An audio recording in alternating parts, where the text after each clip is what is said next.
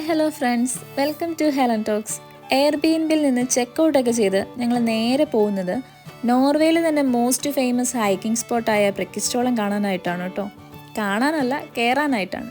ഈ ഒരു ഹൈക്ക് ഞങ്ങൾ പിടിച്ചത് കുറച്ച് വൈകിയാണ്. സമ്മറിൽ കയറേണ്ട ഹൈക്ക് ഞങ്ങൾ കയറിയത് ഓട്ടം സീസണിലാണ്. സോ നല്ല തണുപ്പും കാറ്റും മഴയും ഒക്കെ എക്സ്പെക്റ്റ് ചെയ്താണ് ഈ പോക്ക്. 3 മാസം മുമ്പ് ഫ്ലൈറ്റ് ടിക്കറ്റും എയർബിഎൻബിയും ഒക്കെ ബുക്ക് ചെയ്ത് ഞങ്ങൾക്ക് ക്ലൈമറ്റ് നോക്കാൻ പറ്റിയില്ല. അത്രയും നേരത്തെ അല്ലെങ്കിലും വെതർ കാണിക്കില്ലല്ലോ. സോ പോകാനായി റെഡിയായി വന്നപ്പം 2 days നല്ല മഴയാണ് കാണുന്നത്. എല്ലാം പോസിറ്റീവായി കാണുന്ന ഒരാൾ കൂടെ ഉള്ളപ്പം എന്തിനു പേടിക്കുന്നു രമണ എന്നായിരുന്നു എൻ്റെ ആൻസർ. ഞാൻ പറഞ്ഞു പോവാം, പോയിട്ട് നോക്കാം, മഴയൊന്നും വരില്ല എന്നൊക്കെ. ബട്ട് അരുണിന് ഞാൻ ആ പറഞ്ഞ പോസിറ്റീവ് മൈൻഡ് ഇല്ലാത്തത് കൊണ്ട് പൈസ പോയാലും സാരമില്ല, എല്ലാം ക്യാൻസൽ ചെയ്യാമെന്നായി. പിന്നെ എൻ്റെ ഒറ്റ നിർബന്ധത്തിൽ വന്നതാണ്. അതുകൊണ്ട് തന്നെ ഈ വെയിൽ കാണുമ്പോഴുള്ള എൻ്റെ സന്തോഷം പറഞ്ഞറിയിക്കാൻ പറ്റുന്നതിലും മുകളിലാണ്. ഈ പോകുന്ന ടണല് കടലിനടിയിൽ കൂടിയാണ് കേട്ടോ. വളരെ ദരിദ്ര രാജ്യമായിരുന്ന നോർവേ രക്ഷിച്ചത് ഈ കടലാണ്.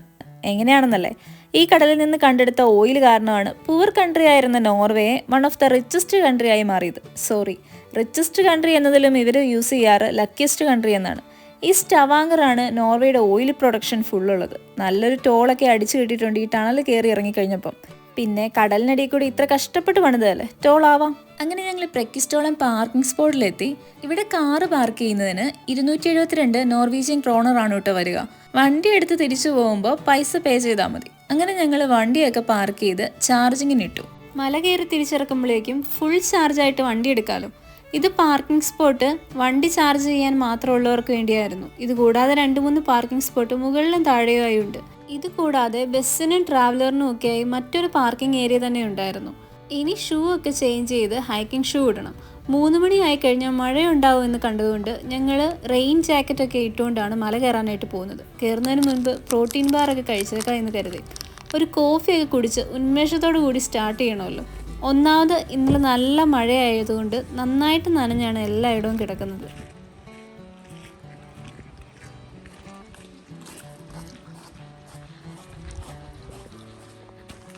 അങ്ങനെ ഞങ്ങൾ 10:15 ആയപ്പോൾ ഞങ്ങളുടെ ഹൈക്കിംഗ് സ്റ്റാർട്ട് ചെയ്തു. ഹൈക്കിംഗ് ചെയ്യാൻ ആഗ്രഹിക്കുന്നവരാണ് നിങ്ങൾ എങ്കിൽ ഫസ്റ്റ് ടൈം ഓർക്കേണ്ടത് don't start too late. Summer ടൈമിലാണെങ്കിൽ ഡേ ലൈറ്റ് വളരെ പെട്ടെന്ന് തന്നെ തീരും. അതുമാത്രമല്ല പിന്നീടുള്ള വ്യൂസും കാണാൻ നല്ല പാടുപെടേണ്ടതായിട്ട് വരും. സോ അതിനാൽ തന്നെ ഞങ്ങൾ 10:15 ആയപ്പോഴേക്കും ഹൈക്കിംഗ് സ്റ്റാർട്ട് ചെയ്തു. അടുത്തത് നിങ്ങൾ ആവശ്യത്തിന് ഫുഡും വാട്ടറും കരുതുക എന്നതാണ്. നാട്ടിലൊക്കെ ഏത് മലമുകളിലും ഒരു പെട്ടിക്കടയും ഐസ്ക്രീം കാരനും ഉള്ളതുപോലെ ഇവിടെ അതൊന്നും നടപടിയാവില്ല. ഒന്നും തന്നെ നമുക്ക് കിട്ടില്ല. എല്ലാം തന്നെ നമ്മൾ കയ്യിൽ കരുതേണ്ടതുണ്ട്. പിന്നെ പോകുമ്പോഴേ ഇതുപോലെ പ്യുവർ വാട്ടർ ഉണ്ടെങ്കിൽ ഒന്നും നോക്കാതെ നമുക്കത് കുടിക്കാം. കാരണം ഇതെല്ലാം മുകളിൽ നിന്നുള്ള ഉറവ് വഴി വരുന്നതായതുകൊണ്ട് തന്നെ നമുക്ക് കുടിക്കുന്നതുകൊണ്ട് വലിയ പ്രശ്നമൊന്നുമില്ല. നോർവേയിലെ വാട്ടറാണ് ലോകത്തിലെ തന്നെ സേഫ് വാട്ടർ എന്ന് പറയാറുള്ളത്. സോ ഒന്നും പേടിക്കാതെ കുടിക്കാം.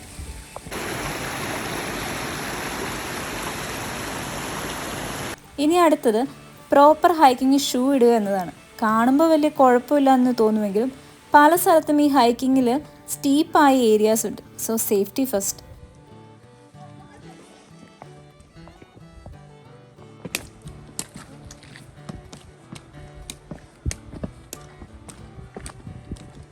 പിന്നെ അടുത്തത് നല്ല പ്രോപ്പർ ക്ലോത്ത്സ് എടുത്തുകൊണ്ട് വരിക എന്നതാണ്. വെതർ കണ്ടീഷൻ മസ്റ്റായി നോക്കി വന്നാലും ഓട്ടം സീസണൊക്കെ ആണെങ്കിൽ ചിന്തിക്കാത്ത ടൈമിൽ മഴ വരും. സോ റെയിൻ കോട്ടും തണുപ്പിൽ നിന്നുള്ള രക്ഷപ്പെടാനുള്ള ഡ്രസ്സൊക്കെ എടുത്തുകൊണ്ട് വരുന്നതായിരിക്കും നല്ലത്. ഇവിടെ പാർക്കിങ്ങിൽ കാണുന്ന ക്ലൈമറ്റ് ആയിരിക്കില്ല മുകളിലോട്ട് പോകും തോറും. നല്ല ഹൈറ്റിലായതിനാൽ തണുപ്പും വിൻഡും കൂടി വരും. ഇനി ഹൈക്കിങ്ങിനെ കുറിച്ച് പറയുകയാണെങ്കിൽ വളരെ സിമ്പിളായിട്ടുള്ളൊരു ഹൈക്കിംഗ് ആണ് കേട്ടോ ഇത്. ഏത് കുട്ടികൾക്കും മുതിർന്നവർക്കും കയറാൻ പറ്റുന്ന സിമ്പിളായിട്ടുള്ളൊരു ഹൈക്കിങ്.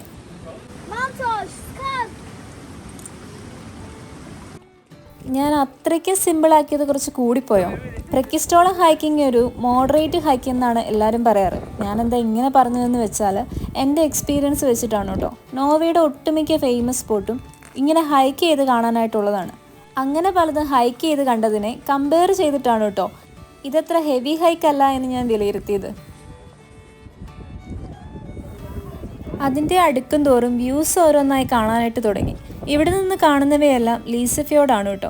ലീസഫ്യോർഡ് എന്ന് വെച്ചാൽ തന്നെ പ്രകാശിക്കുന്ന ഫ്യോർഡ് എന്നാണ് അർത്ഥം. കാരണം അതിലെ തെളിഞ്ഞ വെള്ളവും നീല കളറും തന്നെയാണ്. സൂര്യപ്രകാശം തട്ടുമ്പോൾ പ്രകാശിക്കുന്നത് പോലെ തോന്നും. അങ്ങനെ ഏകദേശം 4 കിലോമീറ്ററോളം നീണ്ട ഹൈക്കിംഗ് കഴിഞ്ഞ് ഞങ്ങൾ മുകളിലെത്തി. ഈ മുകളിലെത്തുമ്പോൾ മാത്രം കുറച്ച് ഡീപ്പായ ഇടുങ്ങിയ ഏരിയ ഉണ്ട്. അവിടെ അറ്റൻഷൻ സിമ്പിളും കൊടുത്തിട്ടുണ്ട്. ഒരാൾക്ക് മാത്രമേ അതിൽ കൂടി ഒരു സമയം പോകാനായി പറ്റുകയുള്ളൂ.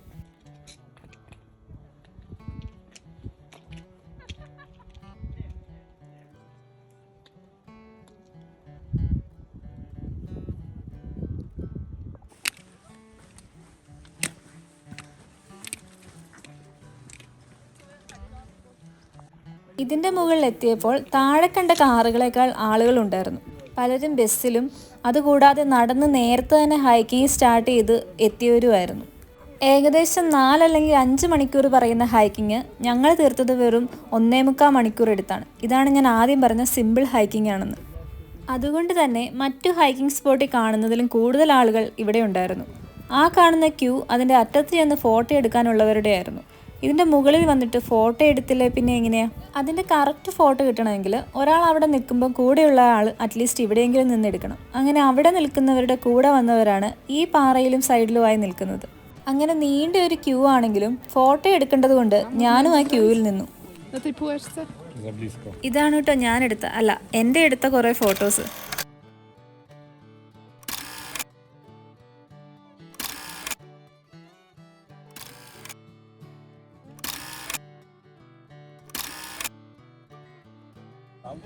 അങ്ങനെ ഫോട്ടോയൊക്കെ എടുത്ത ശേഷം ഞങ്ങൾ കുറച്ച് കാഴ്ചകളൊക്കെ ആസ്വദിച്ച് അവിടെ ഇരുന്നു. ഈ മുകളിൽ കാണുന്ന പാറകളിൽ നമുക്ക് കയറി പോകാവുന്നതാണ് കേട്ടോ.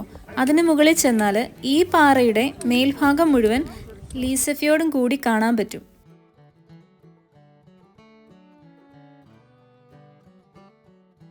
നിങ്ങൾ വീഡിയോയുടെ തുടക്കത്തിൽ എയർബിഎൻബിയിൽ നിന്ന് ഞാൻ ബാഗിൽ കയറ്റുന്ന കുറച്ച് കവറുകൾ കണ്ടിരുന്നില്ലേ? അതെല്ലാം വെജിറ്റബിൾസും ഫ്രൂട്ട്സും ആണ് കേട്ടോ.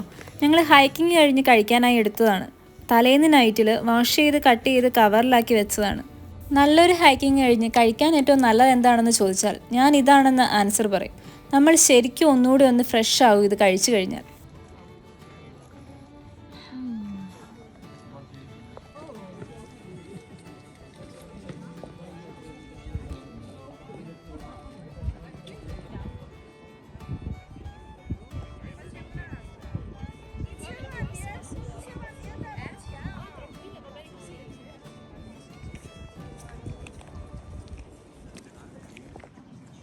അങ്ങനെ ഏകദേശം 1 മണിക്കൂറോളം അതിൻ്റെ ഭംഗിയൊക്കെ ആസ്വദിച്ച് അവിടെ ഇരുന്ന ശേഷം ഞങ്ങൾ അവിടെ നിന്ന് തിരിച്ചിറങ്ങി. അപ്പോൾ തന്നെ ചെറിയൊരു തണുപ്പും ആകാൻ തുടങ്ങിയിരുന്നു. ബട്ട് ഞങ്ങൾ തിരിച്ചിറങ്ങിയപ്പോൾ അതേപോലെ ആളുകൾ കയറുന്നുമുണ്ടായിരുന്നു.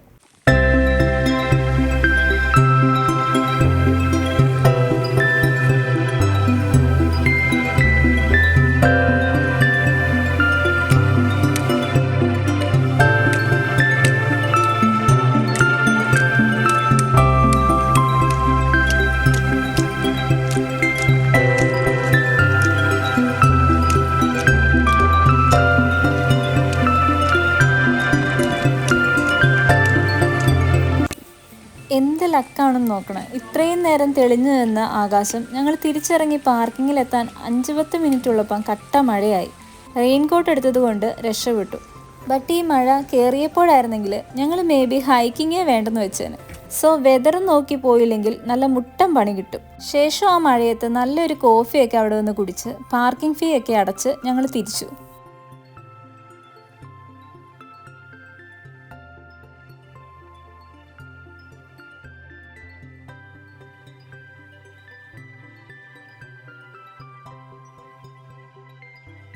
അങ്ങനെ യാത്രക്കാരുടെ സ്വപ്ന സ്ഥലമായ പ്രക്കിസ്റ്റോളം ഹൈക്ക് ചെയ്യാൻ നിൽക്കുന്നവരോട് ഏപ്രിൽ മുതൽ ഒക്ടോബർ വരെയാണ് ഹൈക്കിങ്ങിന് പറ്റിയ സമയം.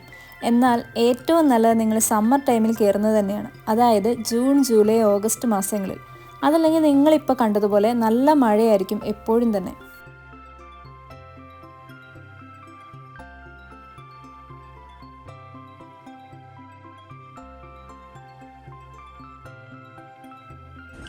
ഇന്ന് വൈകിട്ട് തന്നെയായിരുന്നു ഞങ്ങൾക്ക് തിരിച്ച് നോർവേക്കുള്ള ഫ്ലൈറ്റ്. അങ്ങനെ നല്ലൊരു ഹൈക്ക് ചെയ്തതിൻ്റെ യാതൊരുവിധ പ്രശ്നങ്ങളും ഇല്ലാതെ ഞങ്ങൾ തിരിച്ച് നോർവേയിലേക്ക്. അപ്പോൾ ഇനി നല്ലൊരു വീഡിയോ ആയി കാണും വരേക്കും ബൈ. അപ്പോൾ ഈ വീഡിയോ ഇഷ്ടപ്പെട്ടാൽ സബ്സ്ക്രൈബ് ചെയ്യാൻ മറക്കല്ലേ.